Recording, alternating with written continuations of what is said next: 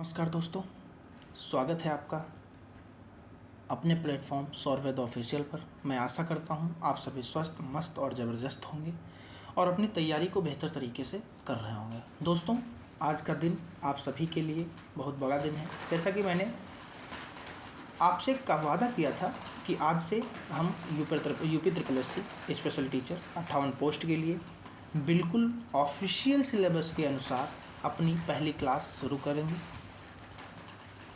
तो आज हमारी क्लास 1 है, मतलब पहली क्लास है, और हम शुरू कर रहे हैं यूनिट 1, जिसका नाम है इंट्रोडक्शन टू डिसेबिलिटी, और हिंदी में उसको कहते हैं दिव्यांगता का परिचय। आज की इस वीडियो में हम इस टॉपिक को बिल्कुल बेसिक से कवर करेंगे। अगर आपने इससे पहले स्पेशल एजुकेशन का शा भी नहीं पढ़ा है ना, और कैसे नहीं पढ़ा होगा, तो आप ये कोर्स करके आ रहे हैं तो आपने हर एक चीज़ पढ़ी होगी। कहने का मतलब है बेसिक से हम पढ़ने की कोशिश करेंगे। तो चिंता मत करिए, आज एक एक कॉन्सेप्ट आपके दिमाग में सीधा छप जाएगा। और हाँ, जैसा कि मैंने कहा था कि अब से आपकी हर एक क्लास एकदम शानदार कलरफुल पीडीएफ के साथ होगी, ताकि आपको नोट्स बनाने और पढ़ने में कोई दिक्कत ना हो। तो पेन और पेपर लेकर बैठ जाइए, क्योंकि इस बार हमें इन 58 पोस्ट में से अपनी एक सीट पक्की करनी है। तो आइए बिल्कुल बेसिक से शुरू करते हैं आज की अपनी इस क्लास को। तो दोस्तों, सिलेबस के अकॉर्डिंग जो पार्ट 1 का पॉइंट नंबर 1 है इंट्रोडक्शन टू डिसेबिलिटी, जिसमें 25 क्वेश्चन पूछे जाने वाले हैं। तो इंट्रोडक्शन टू डिसेबिलिटी में सबसे पहले ये जान लेते हैं कि क्या क्या पूछा जाने वाला है। तो पहला तो हिस्टोरिकल पर्सपेक्टिव पूछे जाने वाला है, वो इंटरनेशनल हो या फिर नेशनल लेवल पर हो। मॉडल्स ऑफ डिसेबिलिटी का पूछा जाएगा, कॉन्सेप्ट एंड डेफिनेशन पूछी जाएंगी, चाहे वो हैंडीकैप्ड की हो, चाहे वो इम्पेयरमेंट की हो, चाहे वो डिसेबिलिटी की हो, चाहे वो एक्टिविटी लिमिटेशंस की हो। फिर हैबिलिटेशन के बारे में पूछा जाएगा, हैबिलिटेशन रिहैबिलिटेशन हो, बेंचमार्क डिसेबिलिटी एंड जो लीगल प्रोविजंस हैं उसके बारे में पूछा जाएगा, कॉजेज प्रिवेंशंस और प्रिविलेंस हैं उनके बारे में बात की जाएगी, और क्रॉस एंड डिसेबिलिटी अप्रोच के बारे में हम बेसिक से जानने की कोशिश करेंगे। तो बने रहिए क्लास के अंत तक और सीखते हैं कुछ नया अपने स्पेशल एजुकेशन के बारे में।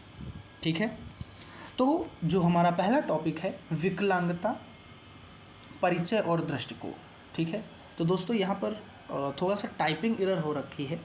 जैसे विकलांगता में टाइपिंग हो रखी, मतलब टाइपिंग एरर हो रखी है, गलत टाइपिंग हो गया है।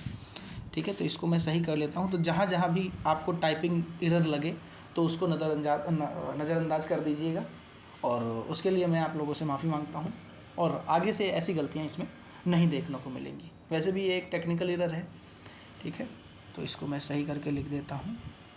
और हाँ, अगर जो मैं हर जगह पे इस चीज़ को ध्यान ना दे पाऊँ तो उस चीज़ को माइंड मत करिएगा।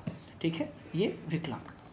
ठीक है, तो अब हम क्या क्या इसमें पढ़ेंगे। परिचय के बारे में बात करेंगे, दृष्टिकोण के बारे में बात करेंगे कि जो विकलांगता है केवल एक शारीरिक स्थिति नहीं है, यह समाज के साथ जुड़ाव है।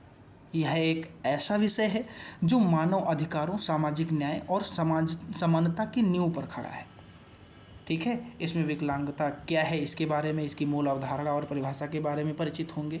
ऐतिहासिक पृष्ठभूमि क्या है, नेशनल एंड इंटरनेशनल पर्सपेक्टिव के आधार पर, मॉडल्स और उनके दृष्टिकोण के आधार पर हम बात करेंगे, उनको जानेंगे।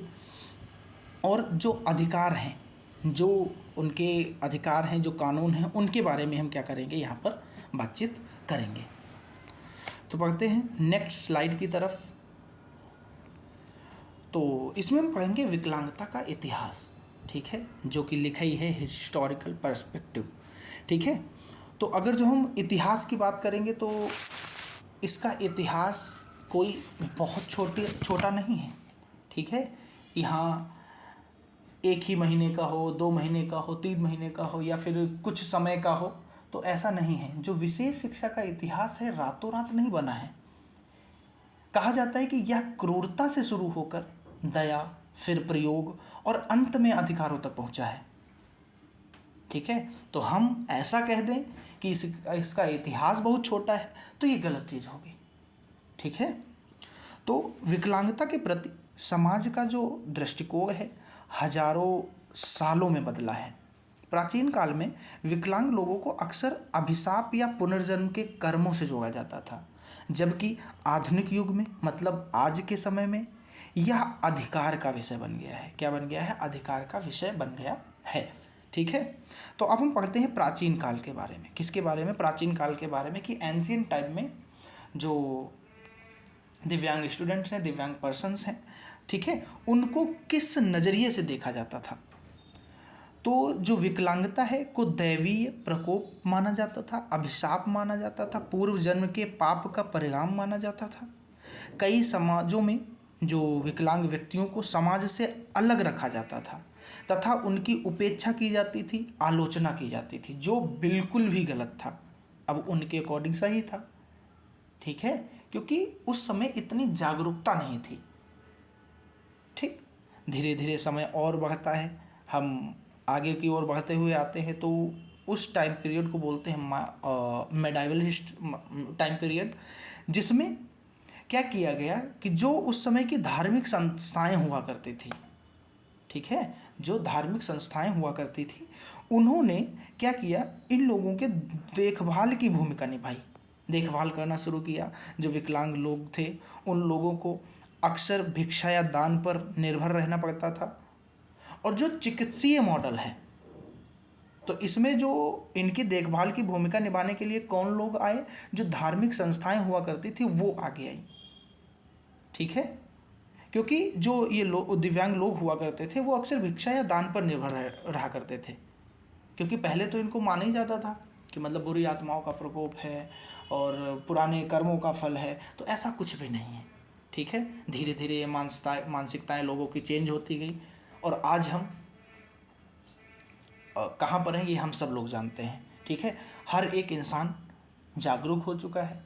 ठीक है, तो इसमें एक मॉडल की बात की जाती है, जिसमें हमारे सिलेबस में लिखा भी है कि मॉडल्स ऑफ डिसेबिलिटी, उनमें से जो एक मॉडल है जिसे हम चिकित्सीय मॉडल की बात कहते हैं। ठीक है, तो ये जो चिकित्सीय मॉडल है ये इसी काल में इसकी नींव पड़ी थी। तो आपसे पूछा जा सकता है कि चिकित्सीय मॉडल की शुरुआत कब से मानी जाती है? तो मध्यकालीन मतलब मिडाइवल टाइम पीरियड से इसकी शुरुआत मानी जाती है। धीरे धीरे टाइम और बीतता है तो हम आ जाते हैं 19वीं शताब्दी में। 19वीं से 20वीं शताब्दी के जो बीच का टाइम पीरियड था उसकी बात करते हैं, जब 1914 में विश्व युद्ध की शुरुआत हुई। ठीक है, 1914 टू 1980 4 सालों तक विश्व युद्ध चलता रहा। ठीक है, तो इसमें क्या हुआ, जो विकलांग सैनिक हुआ करते थे उनकी देखभाल करने के लिए जो पुनर्वास की अवधारणा थी उसको जन्म दिया गया। अंतर्राष्ट्रीय संगठनों ने विकलांग अधिकारों पर काम करना शुरू किया। ठीक है, कि जिस इंसान ने विश्व युद्ध में अपने किसी अंग की मतलब जिसकी वजह से उसकी क्षति हो गई, विकलांग हो गए वो, तो उनकी देखभाल करने के लिए पुनर्वास की सुविधा प्रारंभ की गई। ठीक है, और अंतर्राष्ट्रीय जितने भी अंतर्राष्ट्रीय संगठन थे उन्होंने क्या किया, इनके अधिकारों पर काम करना शुरू कर दिया। ठीक है, अब हम बात करते हैं आधुनिक युग की। इस टाइम पीरियड के बीच में कह सकते हैं 19th सेंचुरी में 1820 में बहुत से ऐसे मनोवैज्ञानिक हुए जिन्होंने VI स्टूडेंट पर काम किया, जिन्होंने HI स्टूडेंट पर काम किया, जिन्होंने ID स्टूडेंट्स पर काम किया। ठीक है, तो उनकी एक वीडियो मैं अलग से ले आऊँगा, जिसमें जैसे IEP सब लोग पढ़ते हैं, इंडिविजुअलाइज्ड एजुकेशन प्रोग्राम, इसकी शुरुआत सबसे पहले किसने की थी? तो जीन मार्क गैस्पर्ड इटार्ड नाम के एक मनोवैज्ञानिक थे, उन्होंने इसकी शुरुआत की थी कि बच्चे के बारे में जो जो योजनाएं बनानी है वो उसी के अंदर लिखी जाएंगी। ठीक है, जो व्यक्तिगत जानकारी है उसके अंदर लिखी जाएगी। तो ये सारे जो मनोवैज्ञानिक हैं उनकी वीडियो अलग वीडियो में हम क्या करेंगे, बात करेंगे। ठीक है, तो आधुनिक जो युग है उसमें क्या किया गया, तो जो 1981 जो साल हुआ 1981, इस साल को अंतर्राष्ट्रीय विकलांग वर्ष घोषित किया गया। तो आपसे एक क्वेश्चन पूछा जा सकता है कि अंतर्राष्ट्रीय विकलांग दिवस किस साल को घोषित किया गया? तो आप याद रखेंगे 1981 को घोषित किया गया। ठीक है, फिर 2006 में यूनाइटेड नेशन ने CRPD, जिसे हम UNCRPD की बात करते हैं, ठीक है, यूनाइटेड नेशन कन्वेंशन ऑन, ठीक है, इसका फुल फॉर्म लिख के बताएंगे क्या होता है इसका फुल फॉर्म, ठीक है। हाँ, तो जो यूनाइटेड नेशन था, यूनाइटेड नेशन CRPD अपनाया गया। भारत में जो 2016 में जो RPWD अधिनियम पारित किया, उसमें विकलांगता अब दान नहीं है। उसके अकॉर्डिंग जो विकलांगता है अब दान नहीं, बल्कि वो एक अधिकार की बात करता है, ठीक है, वो एक अधिकार की तरीके से देखा जाता है जो वास्तव में होना चाहिए, ठीक है। फिर क्या कह रहा है, अच्छा, भारत में जो विशेष नियम बनाए गए, जैसे 1995 में PWD एक्ट आया, 2016 में उसी को रिवाइज करके RPWD एक्ट आया, 1995 में जो 7 डिसेबिलिटीज़ थी उनमें विकास होते होते जो RPWD एक्ट 2016 आया, उसमें कितनी डिसेबिलिटी को परिभाषित किया गया, 21 डिसेबिलिटीज़ को परिभाषित किया गया। ये एक एक पॉइंट आप सब समझते हुए चलेंगे, एक कॉपी में नोट करते हुए चलेंगे, ठीक है। और जो भारत है, भारत ने विकलांग अधिकारों में ऐतिहासिक प्रगति की है, ठीक है, मतलब बहुत प्रसिद्धि हासिल की है, मतलब बहुत कुछ विकास किया है इस फील्ड में, ठीक है। अब हम नेक्स्ट क्वेश्चन पर आगे बढ़ते हैं, मतलब नेक्स्ट स्लाइड पर आगे बढ़ते हैं और समझने की कोशिश करते हैं कि जो मॉडल्स ऑफ डिसेबिलिटी है उसके बारे में हम समझने की कोशिश करते हैं, ठीक है, मतलब विकलांगता के जो प्रमुख मॉडल हैं। तो जो विकलांगता को समझने के लिए विद्वानों ने विभिन्न मॉडल प्रस्तुत किए हैं। प्रत्येक मॉडल विकलांगता के कारण, समाधान और समाज की जिम्मेदारी को अलग अलग नज़रिए से देखता है, क्योंकि हर एक इंसान का दृष्टिकोण अलग होता है, हर एक इंसान को देखने का नज़रिया, हर एक इंसान को समझने का नज़रिया अलग होता है, ठीक है। तो जितने भी वैज्ञानिक हुए जिन्होंने अपने अपने मॉडल प्रस्तुत किए, हर एक मॉडल का देखने का जो दृष्टिकोण है, जो उनका नज़रिया है, वो अलग अलग है, पर्सपेक्टिव उनका अलग अलग है। तो जैसे हम बात करते हैं पहले मॉडल की, जो है नैतिक मॉडल, जिसे हम मोरल मॉडल बोलते हैं, ठीक है। क्या कहा गया इसमें, तो इसमें कहा जा रहा है कि पुराना, सबसे पुराना, क्योंकि यह जो मोरल मॉडल है यह सबसे पुराना मॉडल है। इसमें विकलांगता को भाग्य, पुनर्जन्म और कर्म या पाप या दैवीय इच्छा से जोड़ा जाता है, ठीक है। जैसे हमने बात की कि मतलब ये पुराने जन्म का प्रकोप है या दैवी शक्तियों का प्रकोप है या पुराने जन्म का फल है, ठीक है। इन सब चीज़ों को इस मॉडल में जोड़ दिया गया, इस पर बात की गई, ठीक है। और इस मॉडल के अनुसार जो विकलांग व्यक्ति है वो दुर्भाग्यशाली है और समाज को उस पर दया करनी चाहिए। ये इस मॉडल का दृष्टिकोण है, इस मॉडल का जो उद्देश्य है।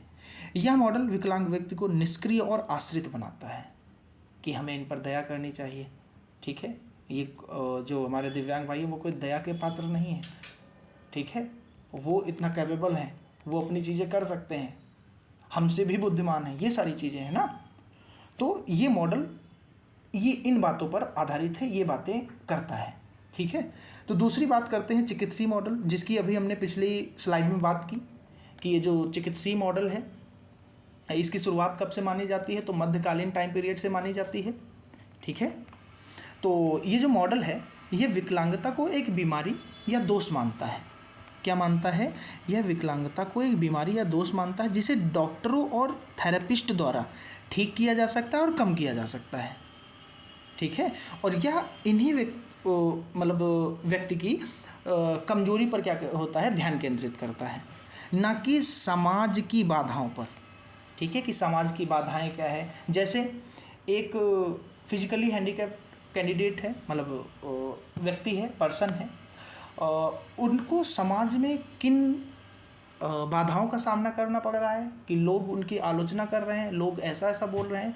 तो इनका ये जो चिकित्सीय मॉडल है वो उस पर काम ना करके व्यक्ति की जो पर्सनल, जो मतलब व्यक्ति को जो जिन फील्ड में बाधाएं हो रही हैं, कि मतलब जैसे किसी भी, मतलब जैसे उनका दुर्घटनाग्रस्त कोई व्यक्ति है और चलने संबंधी दिक्कत है, उनको सोचने संबंधी दिक्कत है, बोलने संबंधी दिक्कत है, तो जो चिकित्सीय मॉडल है वो उस डिसेबिलिटी पर काम करता है, ना कि समाज में क्या सोच रहे हैं उस पर काम करता है। उससे इस मॉडल पर कोई भी प्रभाव नहीं पड़ता है। ये व्यक्ति की डिसेबिलिटी पर काम करता है, उनको ठीक करने का काम करते हैं। ठीक है, आई होप आपको ये चीज़ें समझ आ रही होंगी। नेक्स्ट क्या है? नेक्स्ट है सामाजिक मॉडल। सोशल मॉडल क्या है? तो जो सबसे प्रगतिशील दृष्टिकोण है कौन सा? सामाजिक मॉडल, क्योंकि इनके अनुसार विकलांगता व्यक्ति की शारीरिक स्थिति से नहीं बल्कि समाज द्वारा निर्मित बाधाओं से है। क्योंकि ये किस बात पर जोर देते हैं? क्योंकि विकलांगता व्यक्ति की शारीरिक स्थिति से नहीं है बल्कि समाज द्वारा निर्मित बाधाओं से है, चाहे वो भौतिक बाधा हो, चाहे वो सामाजिक बाधा हो, चाहे वो मानसिक बाधा हो, उससे उत्पन्न होती है। समाज को बदलना होगा, ना कि व्यक्ति को। यह मॉडल विकलांग अधिकार आंदोलन की नींव है। ठीक है, जैसे मैं हूँ, ठीक है, अब मुझे कोई ना कोई अभी क्षति हो जाती है, कोई इम्पेयरमेंट हो जाती है मेरे अंदर, तो अब जो समाज है उसका देखने का नज़रिया मेरे प्रति अलग हो जाएगा। वो हो सकता है मेरे प्रति दया की भावना रखने लगे, हो सकता है मैं कोई काम कर लेता हूँ मगर उस समय वो चीज़ नहीं कर पा रहा हूँ क्योंकि मैं उस समय लर्निंग पीरियड पर हूँ, सीख रहा हूँ उस चीज़ को करने में, तो हो सकता है सामने वाला दया दिखाने लगे। तो ये जो दृष्टिकोण है इसे बदलना होगा। व्यक्ति को नहीं बदलने की ज़रूरत है। व्यक्ति आज नहीं कर पा रहा है, कल कर ले जाएगा, क्योंकि वो सीखना चाह रहा है, वो सीख सकता है। आई होप आप इस मॉडल को समझ चुके होंगे। नेक्स्ट जो मॉडल है वो जैव मानसिक मॉडल है, जो कि किस बात पर बात करता है? तो वो कह रहा है कि आधुनिक और संतुलित दृष्टिकोण जो WHO की ICF मतलब जो अंतरनेशनल कार्यशीलता वर्गीकरण पर आधारित है। ठीक है, यह शारीरिक और व्यक्तिगत और पर्यावरणीय कारकों के संयोजन को मानता है। व्यक्ति और समाज दोनों की जिम्मेदारी को क्या करता है? स्वीकार करता है। कौन सा मॉडल? वो जैव मानसिक सामाजिक मॉडल। ठीक है, अब हम बात करते हैं concept and definition handicapped, impairment, disability, activity limitations की। ठीक है, तो जो विकलांगता से जुड़ी शब्दावली है, जैसे हैंडीकैप हो गया, इम्पेयरमेंट हो गया, डिसेबिलिटी हो गया, एक्टिविटी लिमिटेशंस हो गई, इनको समझना अत्यंत आवश्यक है, क्योंकि अक्सर लोग इम्पेयरमेंट, डिसेबिलिटी, हैंडीकैप्ड शब्दों को एक दूसरे के साथ इस्तेमाल करते हैं, जबकि इनके अर्थ अलग अलग हो जाते हैं। ठीक है, जबकि इनके अर्थ क्या हो जाते हैं? अलग अलग हो जाते हैं। जैसे अब हम बात करते हैं इम्पेयरमेंट की, क्षति की बात करते हैं कि एक्चुअल में क्षति है क्या। तो जो परिभाषा कह रही है कि शरीर के किसी अंग, प्रणाली या मानसिक कार्य में जो शारीरिक या रचनात्मक मनोवैज्ञानिक कमी देखी जाती है या असामान्यता होती है, उसे क्या कहते हैं? क्षति कहते हैं। उसे क्या कहते हैं? क्षति कहते हैं। क्या कहते हैं? क्षति कहते हैं। जैसे कान की संरचना का क्या हो जाना? क्षति हो जाना। ठीक है, वो क्या दिखाता है? क्षति को दर्शाता है। किसे दर्शाता है? क्षति को दर्शाता है। जैसे किसी व्यक्ति की शारीरिक स्थिति में किसी भी प्रकार का दुराव क्षति को दर्शाता है, मतलब किसी भी प्रकार की उसमें क्या हो जाना, कमी हो जाना, उसे क्या दिखाता है? क्षति को दर्शाता है। ठीक है, जैसे किसी व्यक्ति की दुर्घटना की वजह से उसका पैर कट जाता है, तो उसे हम किस कैटेगरी में रखेंगे? उसे हम क्षति की कैटेगरी में रखेंगे, इम्पेयरमेंट की कैटेगरी में रखेंगे। ठीक है, जैसे आँख का ना होना, सुनने की क्षमता का कम होना, मस्तिष्क की क्षति, या जो क्षति होती है ये स्थायी भी हो सकती है और अस्थायी भी हो सकती है। जैसे WHO क्या कहता है कि जो शारीरिक संरचना है या कार्य में कोई भी खोना या असामान्यता ही क्या कहलाती है? क्षति कहलाती है। और क्षति हमेशा विकलांगता का कारण नहीं बनती है। क्षति, किसी की उंगली कट गई तो वो क्षति हो गई। ठीक है, तो वो क्षति कभी भी विकलांगता का कारण नहीं बनती है। ये कौन कहता है? WHO कहता है। नेक्स्ट बात करते हैं डिसेबिलिटी की। किसकी बात करते हैं? डिसेबिलिटी की। डिसेबिलिटी को अक्सर हम अक्षमता के नाम से जानते हैं। किस नाम से जानते हैं? अक्षमता के नाम से जानते हैं। किस नाम से? अक्षमता के नाम से जानते हैं। ठीक है, क्या है अक्षमता?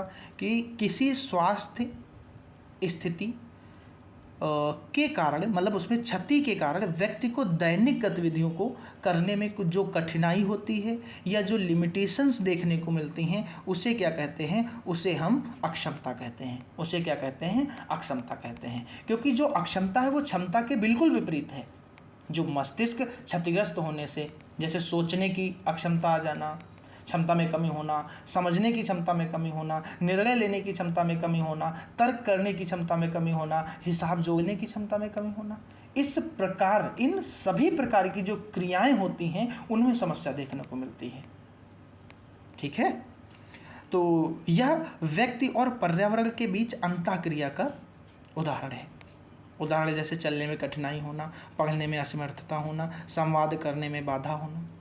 ठीक है, तो और यहाँ पर एक पॉइंट को मैंने एक्सप्लेन किया है कि आरपीडब्ल्यूडी जो एक्ट है, जो अधिनियम है, जो 2016 में आया, उसमें कितने प्रकार की बात की गई है, 21 प्रकार की दिव्यांगताओं की बात की गई है। जो विकलांगता की गंभीरता है वो 40% से 100% तक मापी जाती है। ठीक है, इसका कैटेगराइजेशन क्या है वो मैं अभी आगे आपको एक्सप्लेन करूँगा। यह एक गतिशील अवधारणा है, समय और परिस्थितियों के साथ बदल सकती है। जो अक्षमता है यह एक गतिशील अवधारणा है। ठीक है, जो समय और परिस्थितियों के साथ क्या हो सकती है, बदल सकती है। उदाहरण के आधार पर जैसे समझने की कोशिश करें कि क्षति होने की, अभी इससे पहले हमने इम्पेयरमेंट को पढ़ा, क्षति को पढ़ा, तो क्षति होने की दशा में उस व्यक्ति को चलने फिरने में कठिनाई होगी, या फिर हम कह सकते हैं कि उस व्यक्ति को चलन अक्षमता होगी। जैसे एक व्यक्ति है, उसकी दुर्घटना मतलब एक्सीडेंट के कारण उस व्यक्ति का एक पैर काट दिया जाता है। ठीक है, पैर काट दिया जाता है, तो अब ये क्या हो गई, इम्पेयरमेंट हो गई, क्षति हो गई। मगर अब उस व्यक्ति को इस क्षति के कारण समाज में चलने में क्या होगी, कठिनाई देखने को मिलेगी। मतलब वो जब चलेगा तो उसको दिक्कत होगी, तो वो क्या हो जाएगी, चलने की अक्षमता उसके अंदर आ जाएगी। तो ये क्या हो जाएगी, अक्षमता को इस तरीके से डिफाइन किया गया है। तो ये क्या है, अक्षमता है, मतलब अनेबल टू वॉक। तो ये क्या है, क्षमता जो थी वो अब अक्षमता में बदल गई। आई होप आप चीज़ों को समझ पा रहे होंगे। ठीक है, मैं इन एग्जाम्पल्स को सिर्फ और सिर्फ समझाने के दृष्टिकोण से यूज कर रहा हूँ। ठीक है, नेक्स्ट स्लाइड पर आगे बढ़ते हैं। अब हम बात करते हैं हैंडीकैप्ड की और उसकी जो परिभाषाएं हैं। ठीक है, जैसे हैंडीकैप लिमिटेशंस, एक्टिविटी लिमिटेशंस की बात करते हैं, तो जो विकलांगता की समझ है, जो विकलांगता की समझ है, उसको पूरा करने के लिए जो हैंडीकैप और गतिविधि सीमा, जिसे एक्टिविटी लिमिटेशंस बोलते हैं, जैसी अवधारणाओं को समझना आवश्यक है।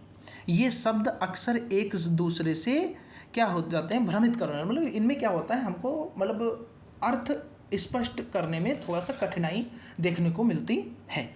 जैसे बात करते हैं जब हम किसकी, हैंडीकैप्ड की, किसकी बात करते हैं, हैंडीकैप्ड की बात करते हैं।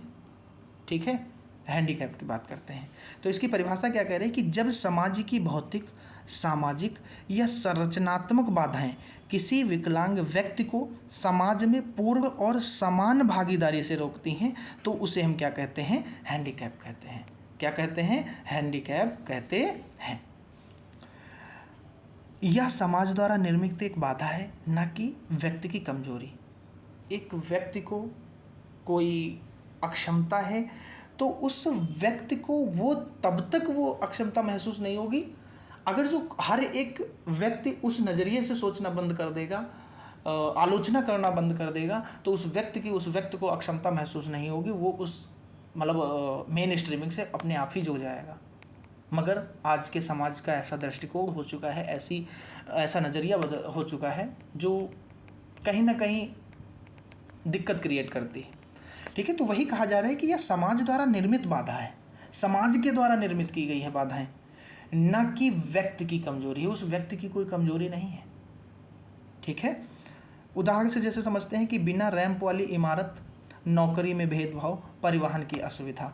ठीक है, ICF मतलब जो WHO है वो अब भागीदारी की सीमा मतलब पार्टिसिपेशन जो रिस्ट्रिक्शंस है उस शब्द का प्रयोग करता है इस जगह पे। हैंडीकैप को समाज बदल कर दूर किया जा सकता है। ठीक है, मतलब जो हैंडीकैप शब्द है इसको समाज का दृष्टिकोण, मतलब समाज के समझने की क्षमता, इस चीज़ को बदलकर क्या किया जा सकता है, इनको दूर किया जा सकता है, इस वर्ड को दूर किया जा सकता है। ठीक है, नेक्स्ट बात करते हैं एक्टिविटी लिमिटेशंस की।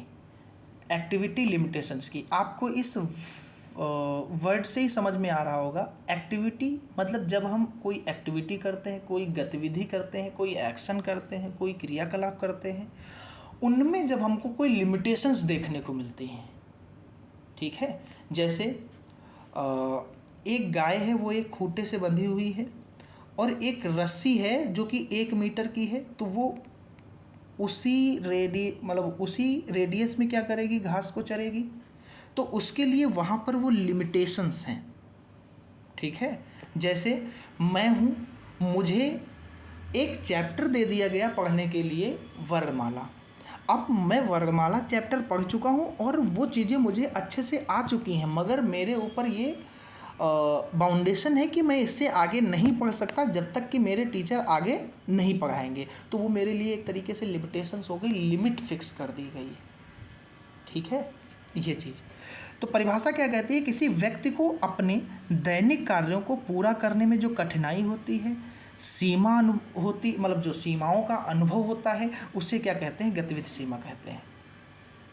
ठीक है, यह व्यक्तिगत स्तर पर अनुभव की जाने वाली कठिनाई है, जैसे चलना, देखना, सुनना, याद रखना, स्वयं देखभाल करना, ये सभी किस कैटेगरी में आते हैं, ये सभी एक्टिविटी लिमिटेशंस में आते हैं। ठीक है, अब इन्हें सहायक उपकरणों और थेरेपी से क्या किया जा सकता है, कम किया जा सकता है। जैसे आप रनिंग करने जाते हैं, पहले दिन रनिंग करने जाते हैं, अब रनिंग करने, सपोज दैट आप जोश में 3 किलोमीटर दौड़ गए या 5 किलोमीटर दौड़ गए, दूसरे दिन क्या आप उतना दौड़ पाएंगे? आपके पैरों में थोड़ा बहुत दर्द होने लगेगा, हो सकता है आप खींचकर दौड़ ले जाएं, मगर वहाँ पर थोड़ा सा, मतलब जब पेन होगा तो थोड़ा सा हो सकता है आप कम दौड़ पाएँ, थोड़ा सा वहाँ पर कम दौड़ पाएँ। तो अब आप उसके लिए अगर जो डेली प्रैक्टिस करते हैं तो आप उन चीज़ों को, मतलब उस पर विजय प्राप्त करेंगे, वो दर्द धीरे धीरे क्या होने लगेगा, कम होने लगेगा। ठीक है, तो यही चीज़ है कि अगर जो हमें किसी चीज़ में लिमिटेशंस फील हो रही हैं तो इसको सहायक उपकरणों और थेरेपी से क्या किया जा सकता है, कम किया जा सकता है।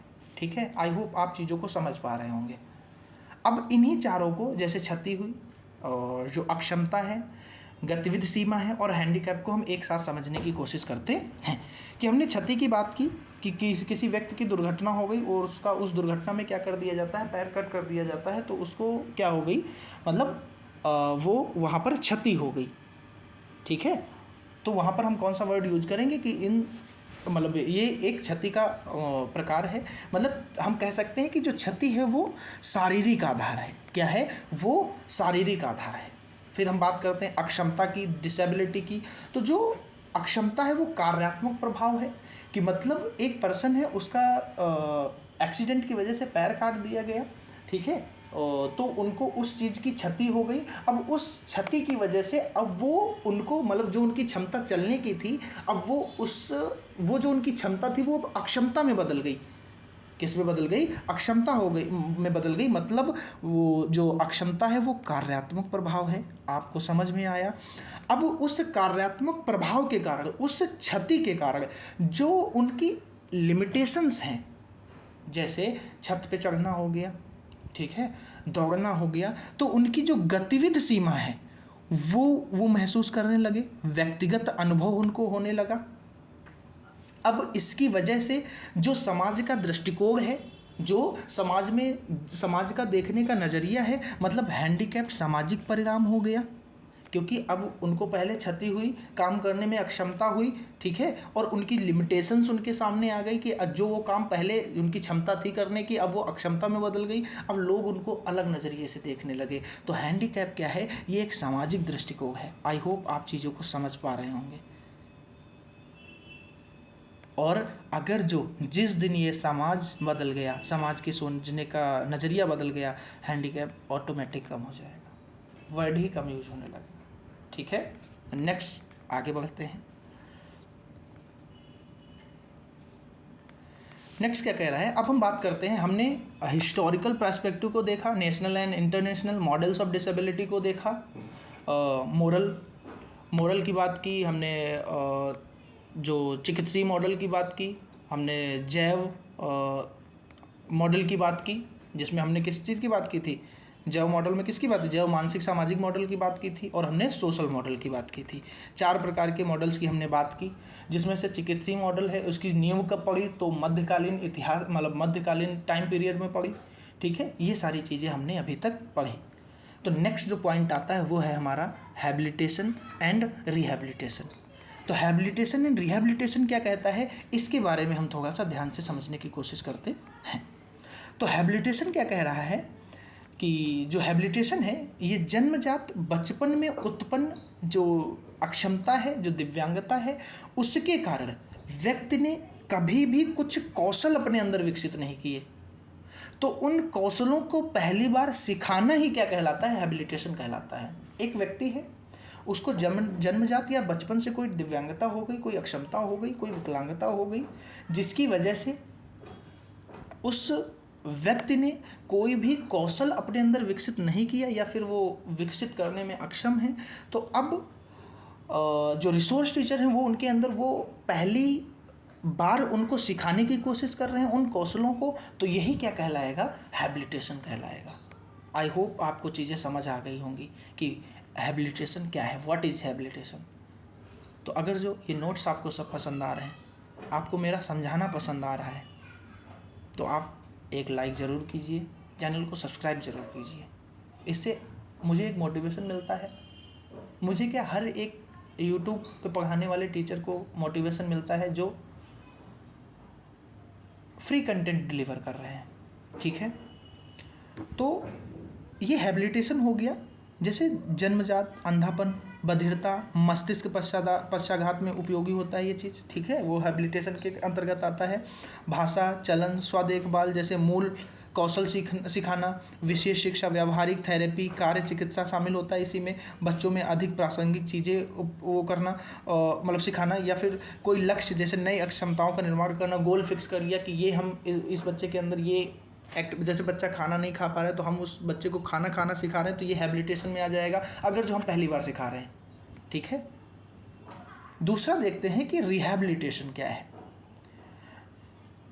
किसी दुर्घटनावश, किसी बीमारी के कारण, किसी चोट के कारण, इन सब के बाद उनकी जो क्षमता है जो खो जाती है, खोने के बाद हम क्या करते हैं, उन्हें पुनः लाने की कोशिश करते हैं। जैसे मैं खाना खा लेता था, किसी कारणवश मैं अब खाना खाना भूल गया, तो अब कोई मुझे उस एक्टिविटी को सिखा रहा है, मेरी उस खोई हुई क्षमता को वापस ला रहा है, या उनके जो वैकल्पिक तरीके हैं उनमें खोजने की जो कोशिश की जा रही है कि हम किसी तरीके से इस एक्टिविटी को वापस ला पाएँ मेरे अंदर, तो ये क्या कहलाएगा, रिहैबिलिटेशन कहलाएगा। हैबिलिटेशन पहली बार, रिहैबिलिटेशन पुनः खोई हुई चीज़ों को, और हैबिलिटेशन नई चीज़ों को। आई होप आप चीज़ों को समझ पा रहे होंगे। जैसे स्ट्रोक, दुर्घटना हो जाना, सर्जरी के बाद कोई उपयोगी चीज़, किसी भी चीज़ की सर्जरी हो गई। ठीक है, अगर जो पैर का ऑपरेशन हुआ है तो मतलब डॉक्टर बेड रेस्ट करने के लिए बोलते हैं, तो वो एक्टिविटी जो पर डे हम लोग कर रहे थे वो चीज़ें पर डे नहीं हो पाती हैं, तो कुछ एक्टिविटी लिमिटेशंस वहाँ पर दिखती हैं, जिसकी वजह से हमें थेरेपिस्ट लगाने पड़ते हैं जो प्रॉपर एक्सरसाइज कराते हैं।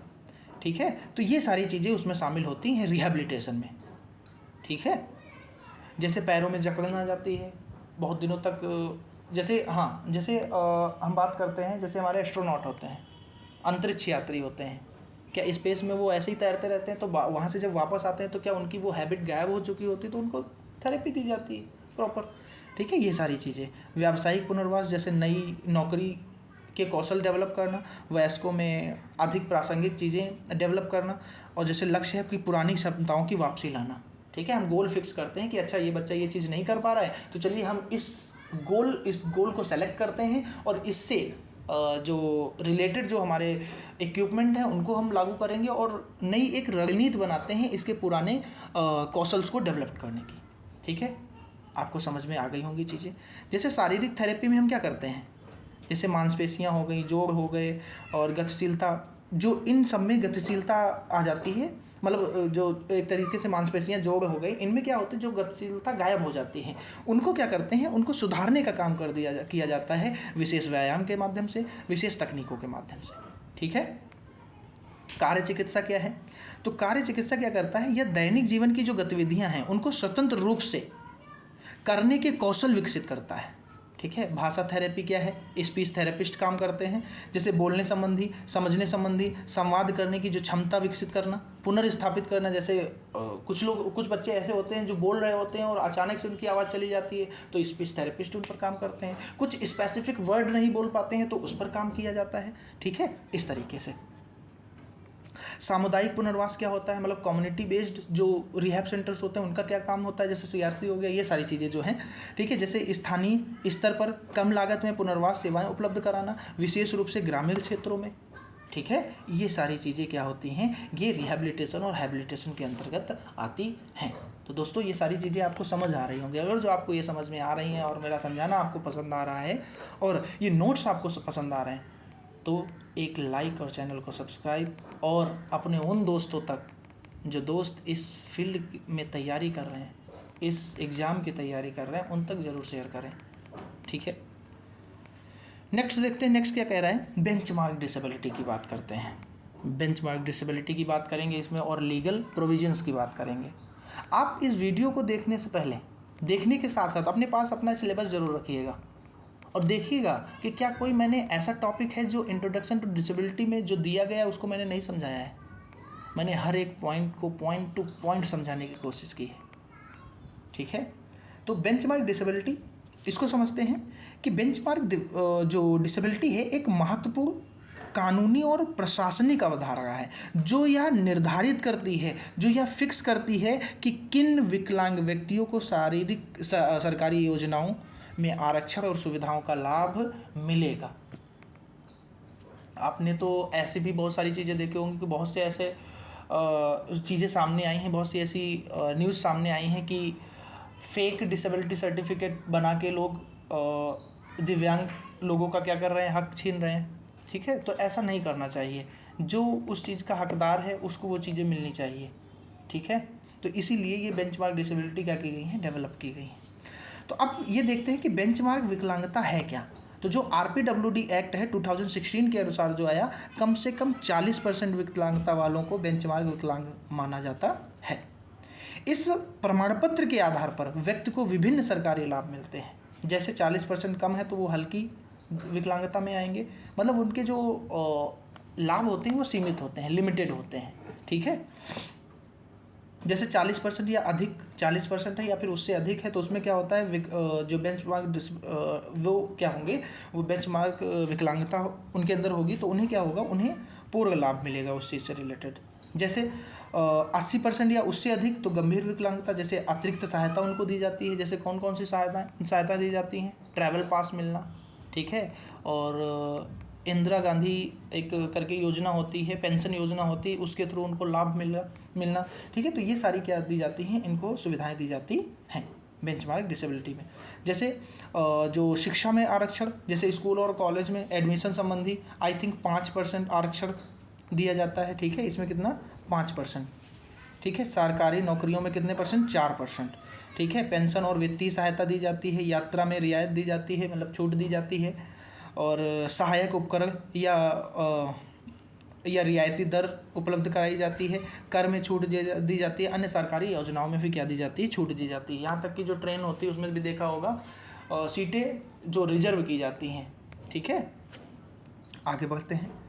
अब देखते हैं कि विकलांगता की जो माप है वो किस आधार पर की जाती है। तो विकलांगता का जो प्रतिशत है, क्या विकलांगता का जो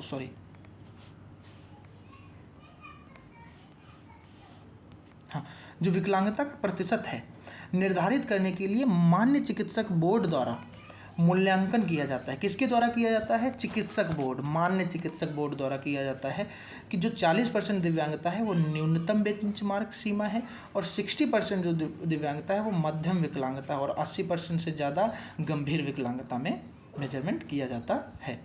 तो जो RPWD एक्ट, यहाँ पर एक पॉइंट मैंने डिस्क्राइब किया है, जैसे कि 21 प्रकार की जो डिसेबिलिटी हैं वो RPWD अधिनियम के तहत 21 प्रकार की विकलांगताएं मान्य की गई हैं, जिसमें शारीरिक, मानसिक, बौद्धिक और बहुविकलांगता शामिल है। ठीक है, नेक्स्ट स्लाइड पर आगे बढ़ते हैं कि कानूनी प्रावधान कौन कौन से हैं और अधिकार कौन कौन से हैं। नेक्स्ट आप पढ़ेंगे लीगल प्रोविजंस के बारे में पढ़ेंगे, वही ये पॉइंट है कि लीगल प्रोविजंस कौन कौन से हैं। ठीक है, तो जैसे विकलांग व्यक्तियों के अधिकारों की रक्षा के लिए अंतर्राष्ट्रीय और राष्ट्रीय स्तर पर कई कानून बनाए गए हैं, और ये शिक्षा, रोजगार, स्वास्थ्य और सामाजिक भागीदारी सुनिश्चित करते हैं, जो ये कानून बनाए गए हैं। जैसे अंतर्राष्ट्रीय UNCRPD, ठीक है, जो UNCRPD है, इसका फुल फॉर्म बताएंगे क्या होता है UNCRPD का।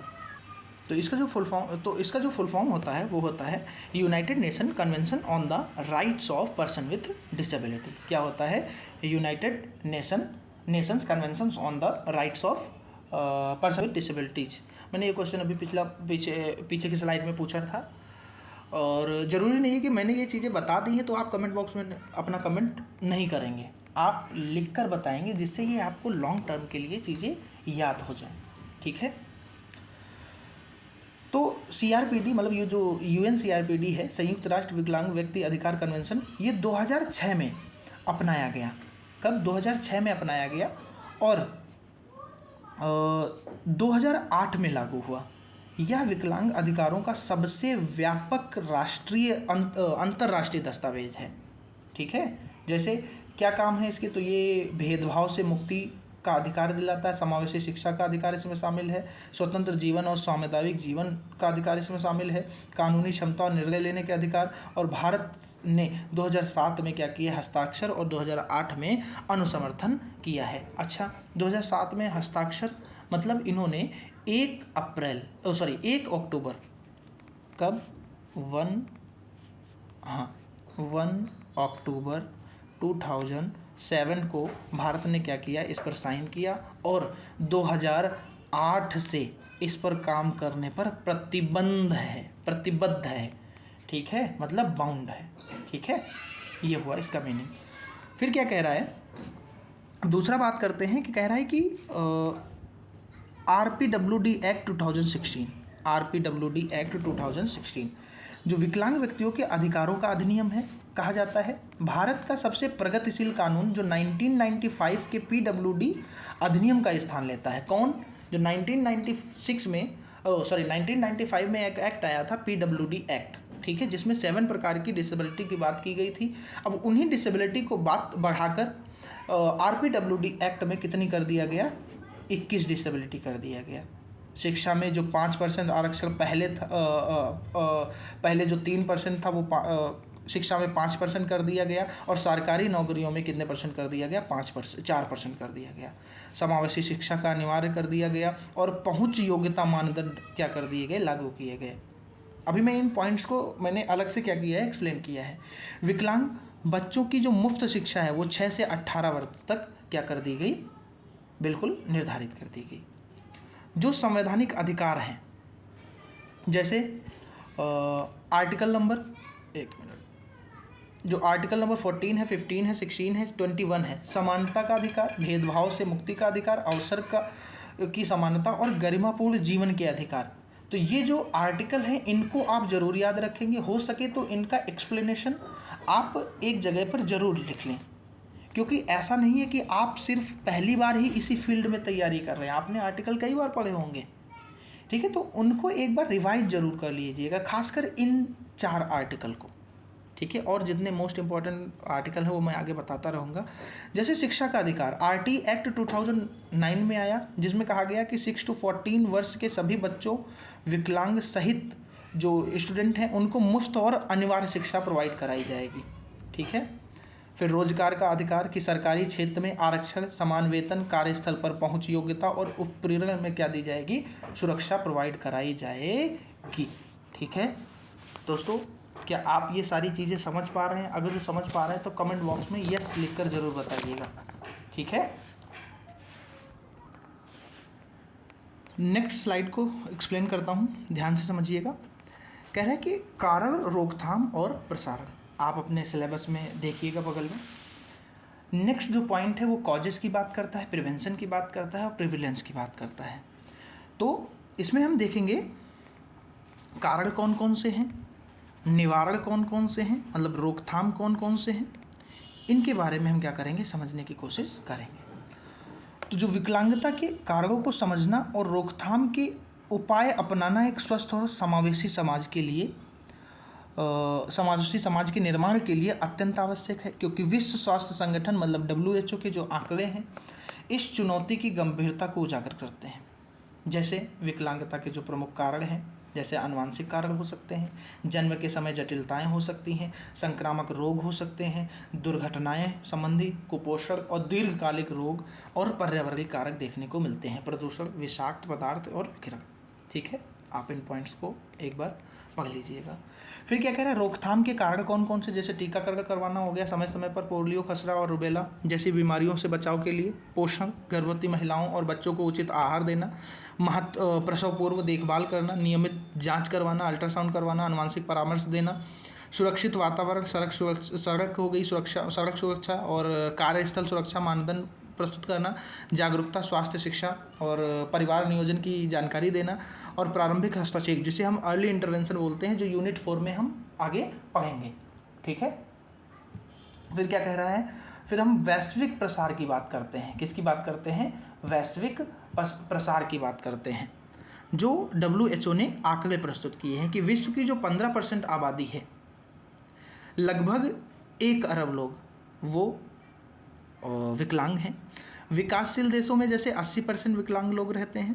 ठीक है, और भारत में 2.21% आबादी जो है, मतलब जो लोग हैं वो विकलांग हैं 2011 की जनगणना के अनुसार, और वयस्कों में जो विकलांगता दर है, मतलब जो 60+ हैं, वो 18.5% है। ये आंकड़ा हमसे नहीं पूछा जाने वाला है। ठीक है, सिर्फ और सिर्फ ये मैंने यहाँ पर लिख दिया है। ठीक है, क्योंकि ये आंकड़ा बदलता भी रहता है। ठीक है, नेक्स्ट क्या कह रहा है, अब हम पढ़ते हैं निष्कर्ष की तरफ, मतलब निष्कर्ष को पढ़ेंगे और समावेशी समाज की ओर। ठीक है, मतलब जैसे हमने पढ़ा ना कि क्रॉस डिसेबिलिटी एंड अप्रोच, जो लास्ट हमारा पॉइंट है इस यूनिट का। तो जो विकलांगता है एक सीमा नहीं है बल्कि विविधता है। एक सच्चे समावेशी समाज का जो निर्माण है तभी संभव है जब हम सभी प्रकार की विकलांगताओं को एक साथ रखकर, एक साथ जोड़कर उनका समाधान खोजें। यही क्रॉस डिसेबिलिटी मतलब क्रॉस विकलांगता का क्या है, दृष्टिकोण है। जैसे क्रॉस डिसेबिलिटी क्या है, क्रॉस डिसेबिलिटी मतलब शारीरिक, मानसिक, बौद्धिक, संवेदी सभी प्रकार की विकलांगताओं को एक साथ देखना। प्रत्येक प्रकार की विकलांगता की अलग अलग ज़रूरतें होती हैं, लेकिन समाधान अक्सर साझा होते हैं।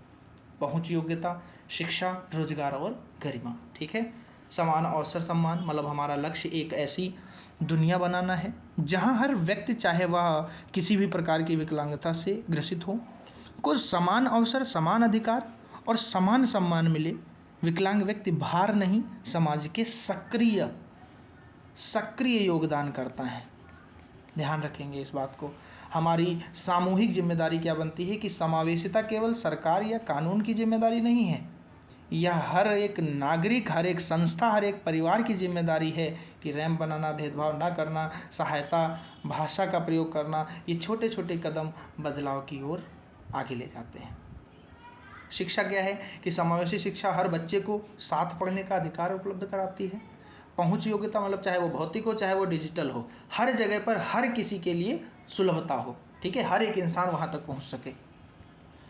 रोजगार, समान अवसर, योग्यता के आधार पर नौकरी, विकलांगता के आधार पर नहीं। ठीक है, अब सम्मान, गरिमा पूर्ण जीवन, भेदभाव और उपहास से मुक्ति। ठीक है, अब एक लाइन लिखी है कि विकलांगता व्यक्ति में नहीं समाज में है, जब समाज बदलेगा विकलांगता अपने आप कम होगी। ठीक है, जैसे हमने हैंडीकैप को समझा। तो दोस्तों ये थे हमारी यूनिट 1। तो दोस्तों ये थी हमारी यूनिट 1 इंट्रोडक्शन टू डिसेबिलिटी की क्लास 1, जिसमें हमने इंट्रोडक्शन टू डिसेबिलिटी के बुनियादी सिद्धांतों को बिल्कुल बेसिक से समझा। मुझे पूरी उम्मीद है कि अब इस टॉपिक से आपका कोई भी डाउट नहीं बचा होगा। इस क्लास की जो शानदार कलरफुल PDF है वो मैंने आपके सामने प्रस्तुत की।